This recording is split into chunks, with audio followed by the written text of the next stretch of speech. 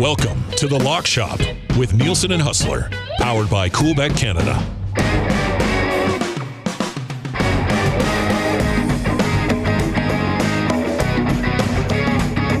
All right, what's going on, everybody? Welcome to The Lock Shop. Nielson and Huss with you here, presented by Coolbet on a Wednesday Tour Championship. Pat Gregoire's going to pop by, NFL Futures, CFL Line movement. Lots to get to as we work our way through the show. Huss, what's going on, buddy? How you doing, man? You have a big morning today or something? I think this is the first time I've seen you wear a collar at any point outside of a TSN broadcast ever. You know, it was kind of raining a bit today, and I do have a meeting this afternoon, so I was like, you know what? I'll just throw on the old plaid collared flannel shirt, and we'll get her. Look, I'm a business boy, Huss. This is what business looks like in Alberta, buddy. Hey, listen, I was about to say, this is the Lock Shop version of a tuxedo. But let's get to it. You know what, dude? We've got a new CFL 110 coming out after Winnipeg Sports Talk today. And I was just doing that with Hammer in the last hour or so. I am so excited for this weekend. First of all, trip to Regina. It's too bad you won't be there. We'll see you though here in Winnipeg for the Banjo Bowl the following weekend. It is going to be so much fun. I haven't done it for the last couple years, but first of all, just the teeing this up with last Friday at Princess Auto Stadium, a sold out crowd, not a ticket to be had. There is not a single seat available in Mosaic right now for this game on the weekend. There is not a single ticket available for the Banjo Bowl the following weekend. You know, we can talk a lot about the rivalries around the Canadian Football League, but I mean, there's not really anything right now currently in the league, I think, that touches Winnipeg and Saskatchewan. And then when you look at the Western Division with how wide open it is and, you know, 3 teams within a half game of each other at the top of the division, and whoever wins this game between Winnipeg and Winnipeg and Saskatchewan will be first place in the division standings. There is a lot on the line. There is a ton of excitement, and I'll be honest, I just want to fast forward through the next 3 days, get to Labor Day weekend, go to Regina, tear it up for a few days, watch that game, and then come back and get ready for NFL kickoff on Thursday night and raise another banner at Arrowhead. You know, it's Labor Day weekend, so, you know, always excited as a fan of the league, as a broadcaster of the league, seeing all these, the sellouts that you were just talking about. And then, you know, tying in Austin Mack just got a 4-year deal beyond this year as a receiver in the Canadian Football League. Like, the league is just in a really healthy, really good. I know there's command center controversies and stuff and the Rouge, and I get all that, but I think the league is in just a really, really nice spot right now, Huss. For sure. Listen, can I just quickly say, we haven't talked about this. We will address this on CFL 110 this week. This entire Rouge conversation is much ado about nothing. Yep. I mean, this has been a rule for 100 years. And for people in Winnipeg, I should get a clip of this and put this out on social media, because Mike O'Shea sat down with Derek Taylor for his weekly coaches show. And he was asked about the Rouge. And DT is sort of like Farhan, like, you know, understands the single point, but, you know, the old argument, you shouldn't be rewarded for failure. And Mike O'Shea was straight up, well, they didn't fail anything. I mean, they needed a point to win and they got it. This is, it rewards field position. It is part of a game. I mean, listen, you guys at TSN do an incredible job, and I love Rod Smith. I will say this. I think that, you know, in situations like that, it might be beneficial to kind of give the lay of the land a little bit more, a reminder about the Rouge is totally in play. Because, I mean, when Saskatchewan took that penalty and then got sacked down to their 1. Yeah. I think most people realize that, holy smokes, they're on the verge of killing themselves by moving backwards, because if Toronto gets their hands on the ball with more than a second on the clock, even just where they get the punt, they will have a chance to put this thing through. And listen, Liram Hajrullahu went out there. He was not looking to necessarily put it through the uprights.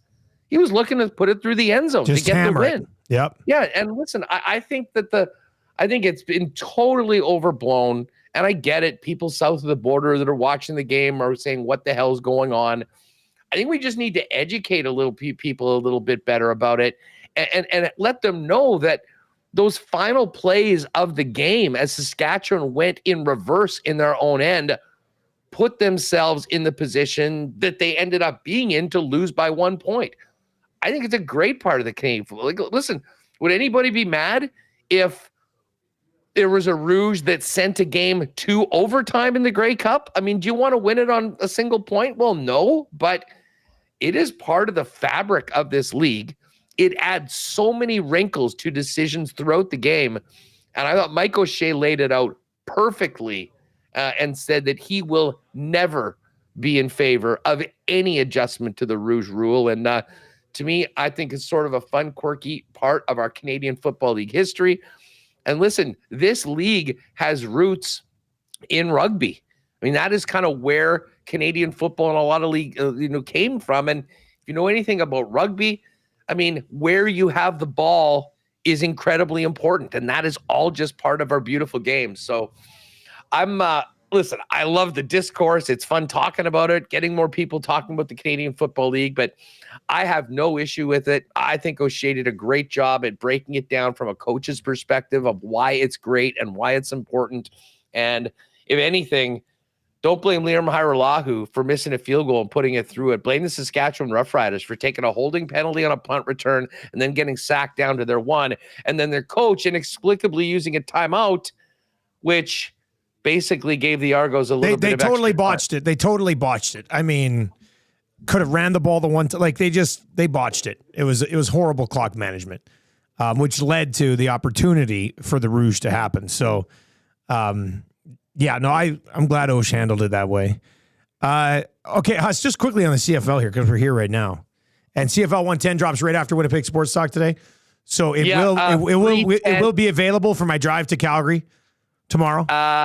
Absolutely. Beautiful. Absolutely. Yeah. It'll be good to go today. 3:10 Winnipeg time, 2:10 Edmonton time, right out of Winnipeg Sports Talk. We'll kick it over to the latest edition of CFL 110. Shout out to our friends at Garage Living Winnipeg for supporting that one. And yeah, we're good. Listen, we're going to miss you the next couple days traveling. Yeah. May as well take this opportunity to get your thoughts on these games right now. I just say the Elks one is interesting because was that 2.5? Yeah, it's 3 now. It's moved to 3, which I said this morning on our show. We made it the hotline of the day on the show this morning just because I was like, we gotta go get this now. You're not going to get a better number on the Elks than +3. And I was just kind of looking here, and a very high percentage of the tickets have come in on the Elks, but a significant amount more money on the Stampeders. So there's been a couple of larger wagers on the Stampeder, but most of the tickets are on the Elks here, and that's on the money line. But it sits at 3 right now. Why would this have moved the other way, Huss? What do you think? Like, what would I know it's just a half point. But I thought 2.5 was the best number we were going to get on this game, and now it's been sitting at 3 all morning. I thought Edmonton might be favored by a point. Yeah. So, I mean, don't look at me. I have no reason to believe like there's a bunch of momentum. Listen, Calgary is a good home team. I mean, I guess maybe people are just looking at the home and road splits, even though they lost last time out in Ottawa in what was a heck of a football game, or lost at home to Ottawa the last time out. Have they officially announced Trey Ford starting yet? They aren't even on the field until tomorrow. Yeah. So we won't know until tomorrow. We'll see who's taking first team reps. So last I heard is that it's up in the air. I am with you. I fired this up getting ready for the lock shop today and realized that it had gotten to 3 and pulled the trigger on the Elks, not to give away our picks for a Thursday when I get together with Matty Owanek. But I think I think the fact that the BC game went from 3.5 back to 3, I think the fact that, you're getting that extra half point, which can be so crucial in these close games. And I mean, the fact of the matter is all of these games outside of the Toronto-Hamilton game, once again, tell me if you've heard this before, are 3-point spreads or less, which is essentially within the window of quote-unquote home field advantage. So I think there's some good angles for betting right now for the CFL on the weekend, but I didn't want to wait for it to go back to 2.5 if I wanted to get it. So I've sort of locked in on the Elks at 3. And I'll be honest, I'm not sure we get a better number on the money line. Like, I've put together a 3-gamer with 3 of my favorite plays for the point spread. And then I picked the teams as well for the money line. I do have a couple underdogs in there. So it's we've talked all year long about early on in the week, there has been some value on particular teams in the Canadian Football League. And we've seen lines move like 2 and 3 points throughout the week. I wouldn't be surprised if this happens with this Calgary Edmonton game. I really do think this game should be closer to a pick'em. If it's not, take the points. But don't be surprised if we get to 2 or 1.5 or 1 as we get closer to game time, because I'm pretty sure the minute they make Trey Ford official, I think there'll be some more people backing the Edmonton Elks right now. I certainly expect that to happen. But I think Edmonton is the better team than Calgary right now, period. And I'm not sure that Calgary is going to have like a Winnipeg or Saskatchewan like home field advantage that completely negates any momentum on the other side. Smitty the Welder in the nasty chat says, Stamps by 6, don't waste your money. So he's saying, or you want to put your money on the Stamps, go ahead, Smitty the Welder. We'll see how that one plays out. Huss, I'm looking at the totals here just to continue with the CFL theme for a second. I got some NFL receiver futures that I can throw out here today too. But just taking a look at the totals, obviously, usually CFL games somewhere between 50 and 52. Lions Red Blacks at 50.5 points. Argos Ticats at 52.5. Elks Stampeders at 50.5. Bombers Riders at 47.5 right now, and I think I'm still on the under in that one, like comfortably on the under. Like, I think the max that we would see in this game would be like 24-21 max. I don't see either of these defenses barely allowing 20 points. I mean, this could probably end up being 17-ish, 14 or something along those lines. These two defenses have just been absolutely terrific. The Bombers offense has been very hit and miss. The Riders offense with Trevor Harris can look great at times. And then, the second half of that game last week, they were absolutely horrendous. So, I mean, I'm loving the under. I know it's like the lowest total on the board by 3 points, but I'd probably take this thing down to at least under 45.5 as well. I mean, am I wrong to think this? Am I going to be stunned by a 30-27 thriller? Well, we know how this always works. I'm totally with you. I mean, like, these teams played, the total was 28 in their previous game at Mosaic, a 19-9 win for Saskatchewan that was dominated by the defenses. The Winnipeg defense has been the best unit in the league in the last half of the first half of the season. Saskatchewan's defense is no joke at all. Bombers offense struggling. Riders offense has been pretty good, to be honest. But I mean, listen, I guess they only put up the 19 or 20 in the Toronto game. But like it always happens, we're going to be like, oh yeah, this is obviously the under. The under can't be low enough for us not to bet the over. And it'll be like 17-14 at the end of the first quarter. And we'll be getting a 38-35 game at the end. I expect a tighter defensive, low-scoring game. And if you look historically in the Labor Day game, it's often very, very close and tight, but, a lot of field goals, two teams that are playing the full 60 minutes in all three phases to try to win, and it isn't dominated by the offense. But again, if there's one thing that this CFL season has taught us, don't take anything for granted. Maybe we do see Zach Caleros go for 5 touchdown passes, Trevor Harris run up and down the field, and we get a track meet. But there's a reason why this number is significantly lower than every other. it's the defenses. And I think it's smart. Something like a 21-19,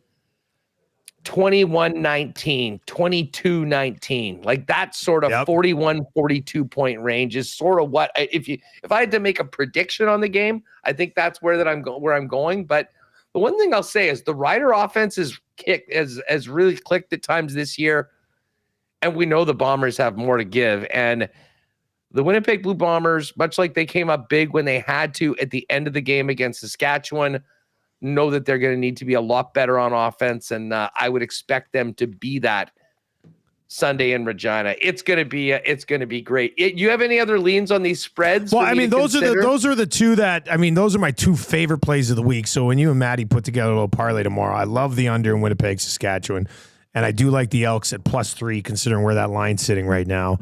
As far as the other two spreads go, what about the game you're doing? Ottawa. I mean, it seems pretty disrespectful to want to just get on Ottawa here +3. I mean, we're not even sitting here saying think they have to win this game, but the Red Blacks, second best record in the entire Canadian Football League, just beat the BC Lions, have found ways to win in different fashions. To get the Red Blacks at +3, I get it. It's Rourke's third game. They just played Ottawa back-to-back. They'll be in this victorious setup. It'd be cool. Ottawa, I'd have to be on Ottawa, I think, +3. Rourke's got to. It's an important game. For 2 weeks, he's got to win to keep playing right now. I mean, I think if he loses, they've got to go back to VA for the next game, right? If he drops 3 in a row. And then, would they have a bye the next week? Who has the bye the week after this? I haven't even looked to the following week. I know I just have the Banjo Bowl. I'm trying to think, because then that would give VA even another week to come back. Oh no, they play Montreal on the Friday. Who has the bye that week? Oh, Hamilton. Hamilton's got the bye that week. So, okay, so there's not a little window there. I mean, if he goes, I think you have to go back to VA at that point. He did help you win 5 in a row earlier in the season, and his play had fallen off before the injury. But if Rourke goes 0-3, if he comes out against Ottawa in this next game and throws for 375 yards and 3 touchdowns and they lose, he might be like, okay, it's starting to click, leave him in there. But if they drop another one and he looks like he has the first 2 games, I think you kind of have to go back to VA just out of respect to Vernon Adams, who was the MOP front runner when he got hurt, right? It seems like an automatic. Well, listen, they'll be in a 6-game free fall. You got to do something else. Yeah. And Rourke is going to be fine long-term. But I think for this year, with them hosting the Grey Cup, they don't want to let this slip away the way that it has been so far this year. So I really do believe that if Nathan Rourke doesn't get the win and doesn't play well and the offense doesn't really click on the weekend, that they're going to go to VA. Because here's the secret about BC. We focus on their offense nonstop, but their defense needs to mix a stop in once in a while. It can't all be on the offense. And you look at what Winnipeg's defense has done. They've gone and given them a chance to win each and every game.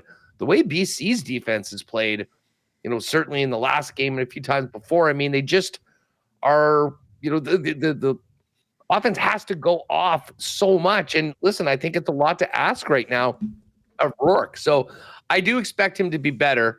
And I'm leaning BC in that game. You are, on the 3 or just the money line? Well, the money line for sure. But I think at that point, if they're going to win, I think I probably the 3 points. 3.5 is tough.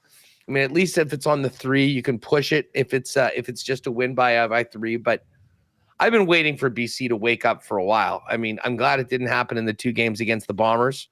I'm a little surprised that they didn't get it done last week. I thought they were poised to go in, but there's a lot going on around the Lions right now as they get ready for what should be a big event. Are you heading out there on Thursday? So you're going to be there? I'm sure there's a lot of stuff going on around Victoria on Friday heading into the game. Yeah, I'm heading out tomorrow, and I'm flying out of I'm driving after the morning show tomorrow. I'm driving to Calgary, flying from Calgary to Victoria, and then seeing my sisters who live in Victoria on Thursday night. My parents are actually going to be there for that night, so a little family dinner. And then Friday, there'll be a bunch of festivities and stuff, practice, walkthroughs or whatever. And then Saturday's a game. Then Sunday, I'm flying. So how about this? You'll appreciate this. So Sunday, I'm flying from Victoria to Calgary, and then I'm going to call Calgary, Edmonton. Then I got my truck in Calgary, so I can drive back and be home for the first day of school on Tuesday. So I'll be driving home Monday night.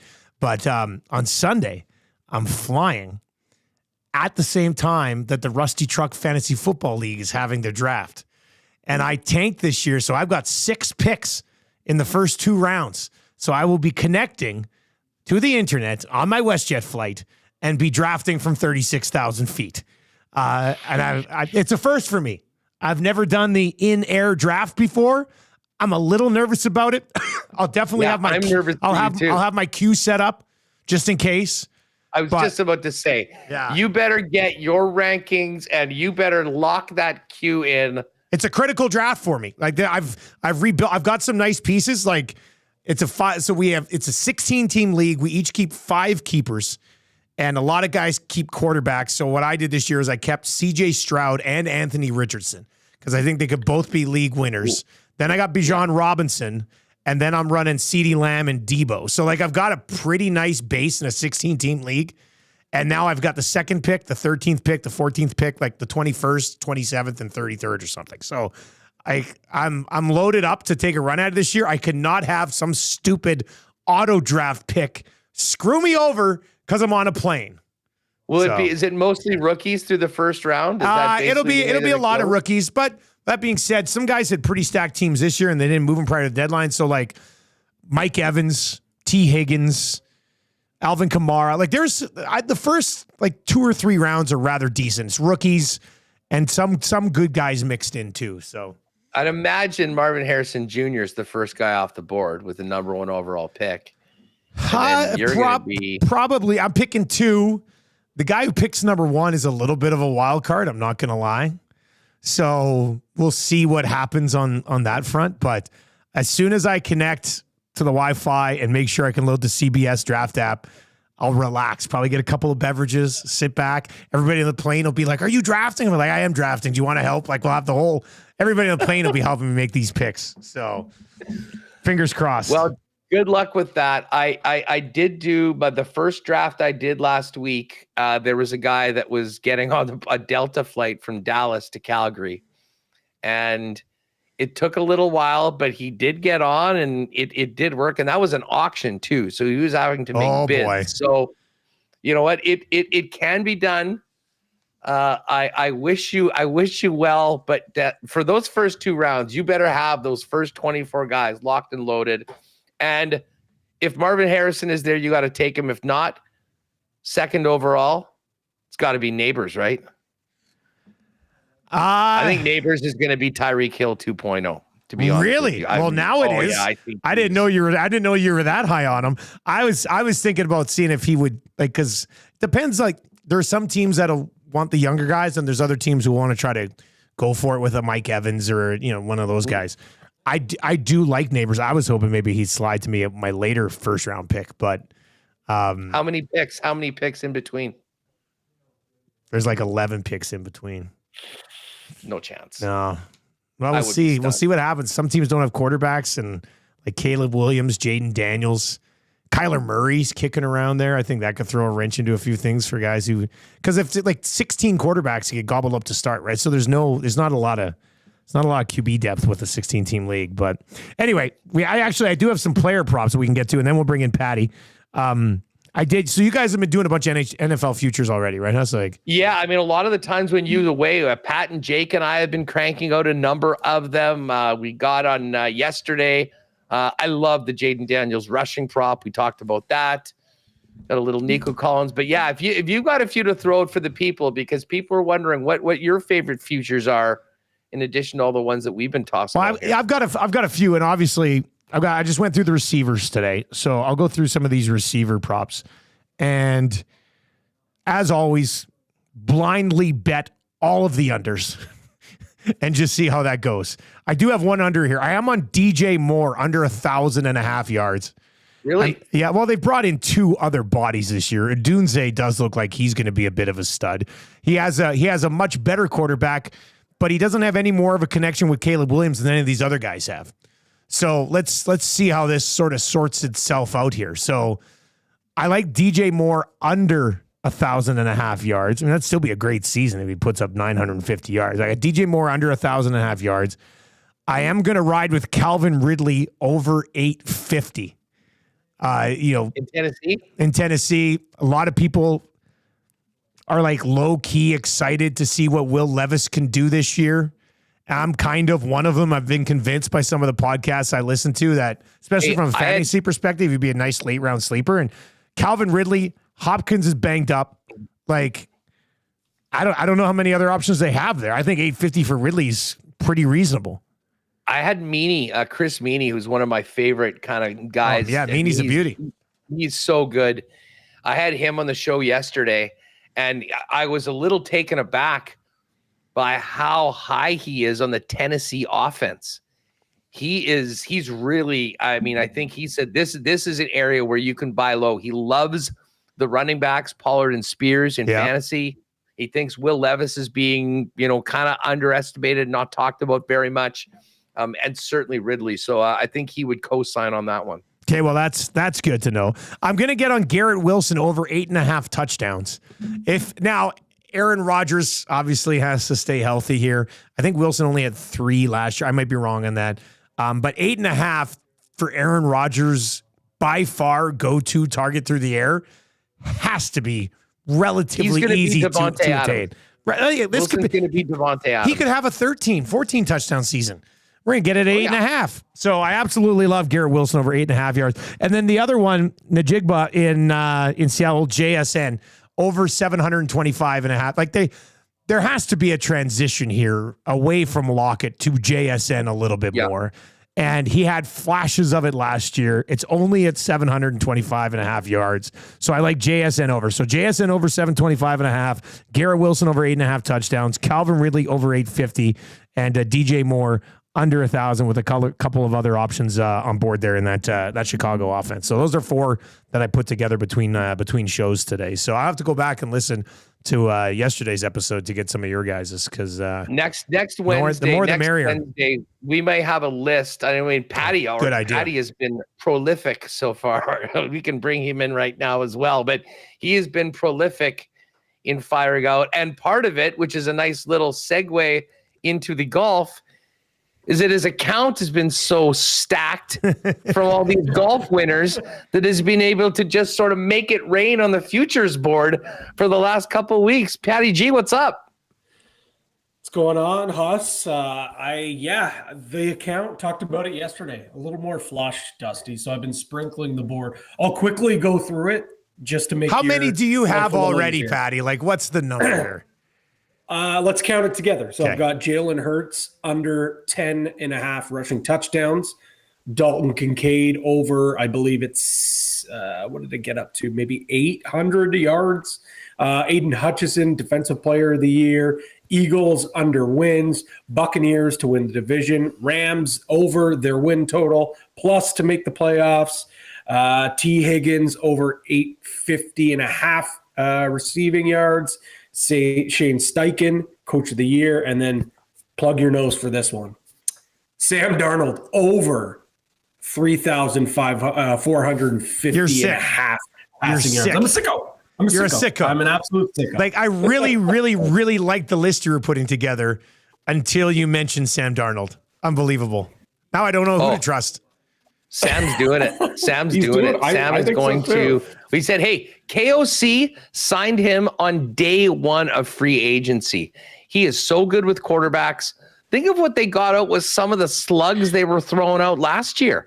Like, listen, I can make an argument. I don't know whether I'll put my hard-earned Canadian currency behind it, that the Vikings could be a playoff team this year. The thing that worries me about the Vikings is that they're in a division that I think is actually really good. I love the Lions. I think the Packers win the division, and I think the Bears are going to be much, much improved. But I would not sleep on Sam Darnold. I think he's in a system with a coach, and he's certainly got the weapons. And they're going to need to throw it. And here's the other thing. Because of the teams that they're playing and where their defense is at right now, I think they're going to need to score a lot. So I think they'll be chucking it all along. Patty, is your mic on? Yeah, you seem kind of hollow. Really? Yeah, I don't know. I know Zach was trying to work on stuff. Sound a little bit different than usual. Oh, anything now? There we go. Better now? Yeah, that's way better. Okay. Is it? Not too sure. Must have been on a different setting on my microphone or something. That sounds better now, doesn't it, Huss? I think it does. Yeah, a bit better. Yeah, for sure. That sounds better. Yeah, that sounds better. All right. So, anything else on NFL, or should we just dive into Tour Championship here? Yeah, it's a little shorter for the Tour Championship because this is smaller field. Such a weird. Patty, roll out the starting strokes again. It's 10 for Scotty. He's -10. Xander is -8, and then it goes to 7. Goes to Hideki at 7. Keegan Bradley, believe it or not, because of, obviously the win was so big for him. He's at 6 under. Oberg is 5 under. Rory, Morikawa, Wyndham Clark, Sam Burns, and Patrick Cantley at 4 under, rounding out the top 10. So as fun as this tournament is to watch, as much as it is the ending to the year, which has been an unreal year, not just because it's probably been a career year for me betting, but I just think as a golf fan, it's been a lot of fun.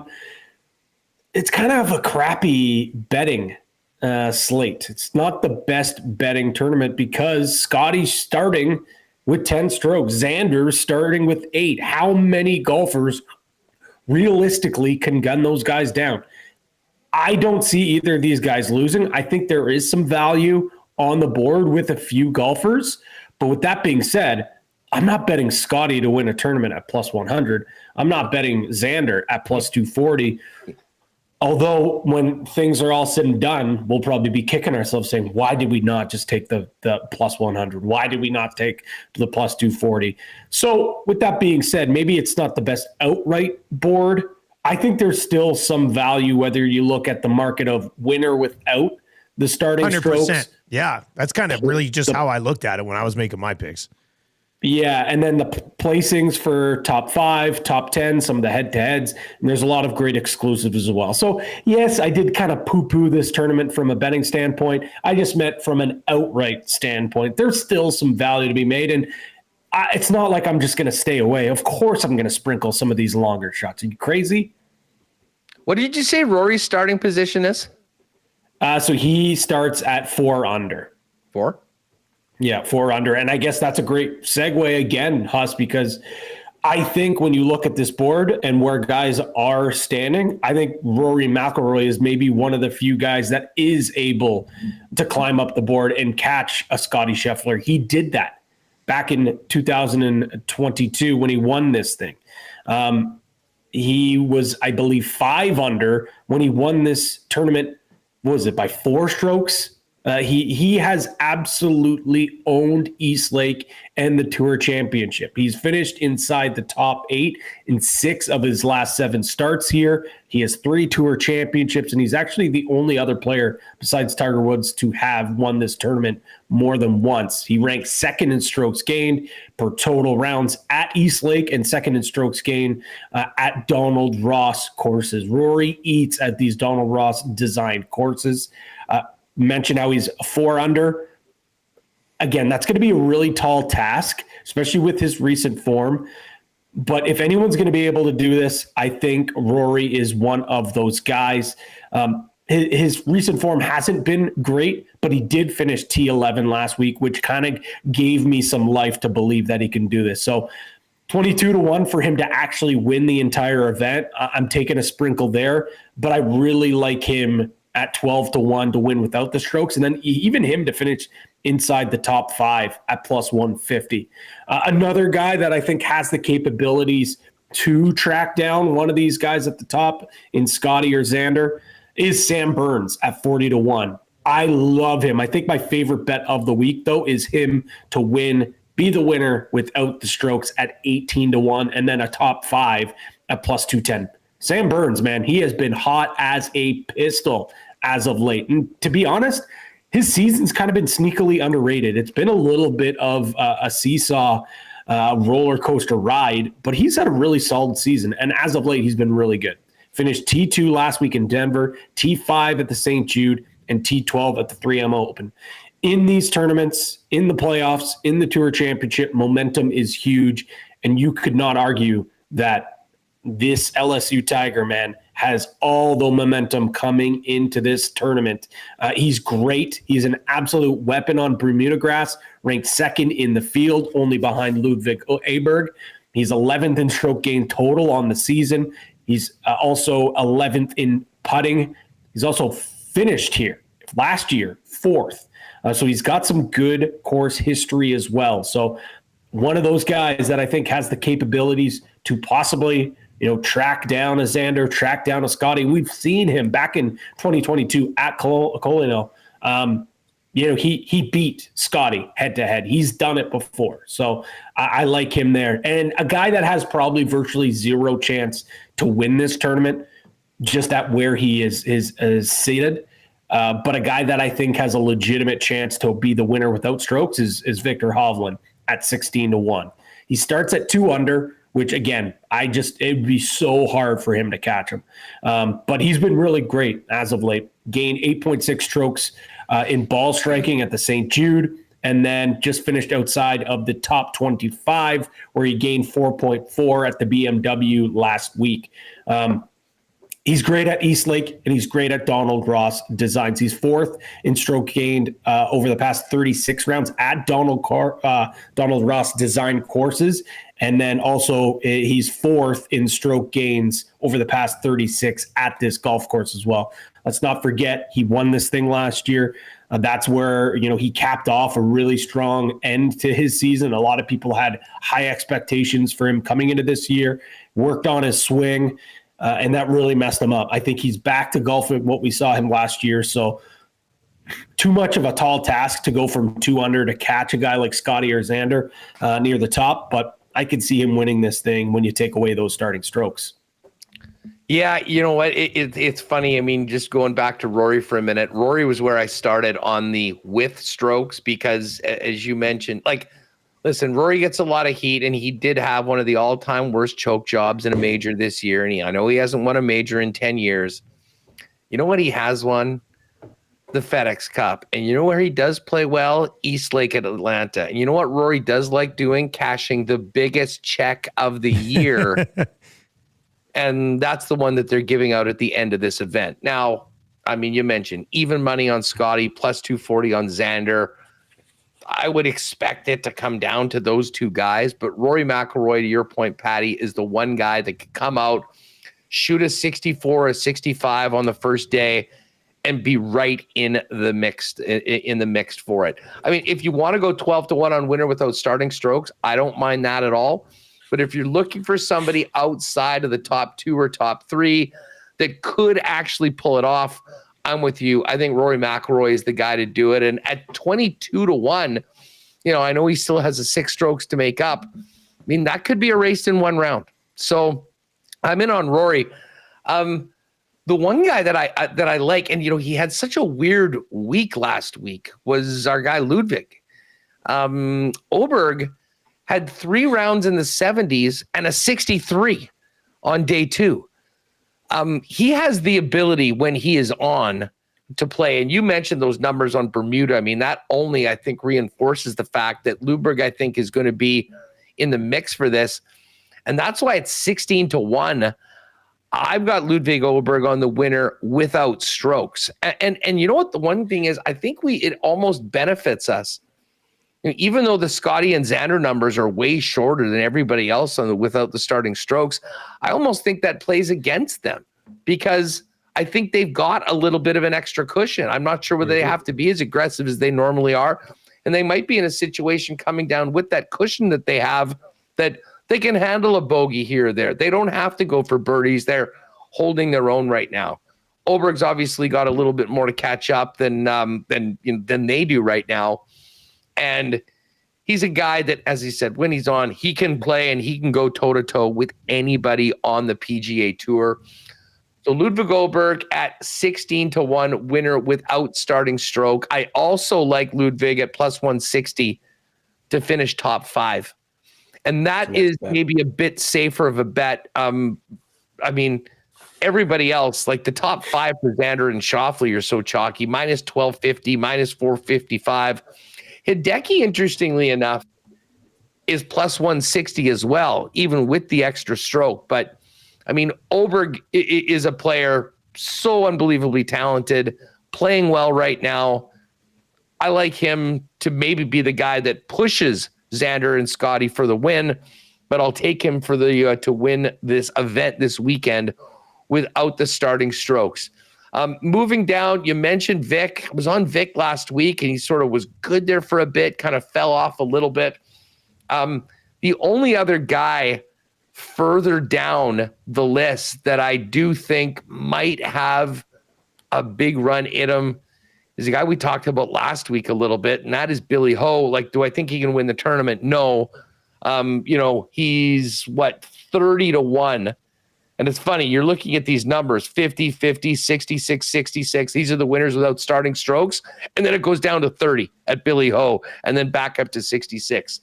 I wouldn't be surprised. Like at 10-1 for top 5, which would be like winning the tournament, I think it would be worth it. And to be honest, if Billy Ho gets the top 5 at 10-1, there's a good chance he's the winner without the starting strokes at plus 30. So think about that when you're going in. And then, of course, Pendy. I mean, listen, he's had such a great year, played awesome in the last event at the BMW as well. Pretty hard to think that he could come through and lap everyone at 500-1. But I'll tell you what, a little plus 350 on Taylor Pendrith to hit the top 10. I'm here for it. He's been such a great ambassador of Coolbet all season long. I figure I need to have a little finish. What a way to finish. Well, for sure. But hey, he's not done yet because you know that Taylor Pendrith is going to be rocking the red and white for the international team at the President's Cup later on. But those are where I'm at. But I really focused in on 2 guys, Ludwig Goldberg and Rory McIlroy. They're not far enough out that you can't possibly see them winning the tournament. And I think that they'll be incredibly motivated to come out of the gates hot, cut that out. And I think that works well when you think about a winner without the starting strokes. I got 3 guys here. My favorite play value-wise is probably the one guy that Patty already laid out, Sam Burns at 18-1 to win the tournament. I mean, he's been lights out. Like you said, I thought you nailed it, Patty, when you said it's been kind of sneaky good all season, but he's been lights out as of late. 18-1 to win the tournament without the additional strokes. So I do like that. Did you see his chip on 18 last weekend? I did not. I mean, how that didn't go in, I don't know. But I mean, it was this crazy bunker shot, and he's going out. He thinks it's going in, and it was on 18. He needed it to get a chance to tie for the lead, and then he ended up just collapsing. And you could see how crazy big those bunkers are because he only got half of his body outside of the bunker, and his legs were rolling down on it. It was a very hilarious visual. But your point, like he is feeling it right now. And if this was an event where we didn't have the staggered start, I think Sam Burns is very live. So 18-1, sort of with you guys. He's a guy that we should all be paying attention to with the ability to maybe win this tournament. 3 finishes, 3 top 5 finishes in the playoffs. I think he's the only golfer right now in the mix has been able to do it. Yeah. You got to ride that hot hand. He's consistently been the best golfer in the playoffs. It's just and then best golfer in the playoffs might finish on a high note. So Sam Burns at 18-1. Now the numbers obviously on Xander. Now Xander's my guy. He's come through for me a couple of times already this year. He torches Eastlake. It just 60 in his last 20 rounds, 66.6 is his scoring average. Would you rather go the plus 240 to win the entire thing or the plus 500 to just win it without the strokes? What do you think is the better Xander play? And I know you guys don't like the short lines. I'm probably going to ride with Xander here. But what do you think is the better Xander play? I think it's with the strokes because let's be honest, kind of like what Huss said with some of the other ones, like if Xander's going to win without the strokes, there's a good chance that he's going to win this thing with them or without them. It doesn't matter because does somebody come from 4 under to win, but he beats Scotty? Like there's the scenario there, but it's for me, like it's definitely the safer play. But I don't know. I just when looking at it, to me, there's a handful of guys that I truly believe that have a legitimate chance of winning this thing. And it is only 2 strokes. Like he has a digestible disadvantage against Scotty. It's 2 strokes that could be eliminated within. It could be a 5-hole swing. It could be like a 5-hole swing. Like that's what I mean. So I think you'd be so mad if you took the worst number and he was to overcome it. But yeah, it's the more you say it, the more I think like, okay, do I just put a couple more units on? Could go a heavier Xander unit bet on Xander to win the championship. I would agree with that. The other guy I have here, and he's not been mentioned yet, and outside of Xander, I'm not sure if anybody's been better at Eastlake than Huss's guy, Tony Finau. 28-1 to win this without the strokes. 7 straight top 20s at Eastlake. And only, I think last year was his worst. It was 20. Outside of that, I think it's 3 top 10s and like 3 other top 15s. So he's been absolutely outstanding. 28-1 to win the tournament without the starting. What's he starting at? 3 under? Where's Tony starting? I think it's 3 under. I think he's at 3 under. So, I mean, he'd have to go scorched earth to probably track down the big boys. But 28-1 to take home the title at the tournament, at least. I don't hate that for Tony Finau, considering he's been straight. Like the consistency level that he's had has been outstanding. So I'm going to roll with Tony Finau as well.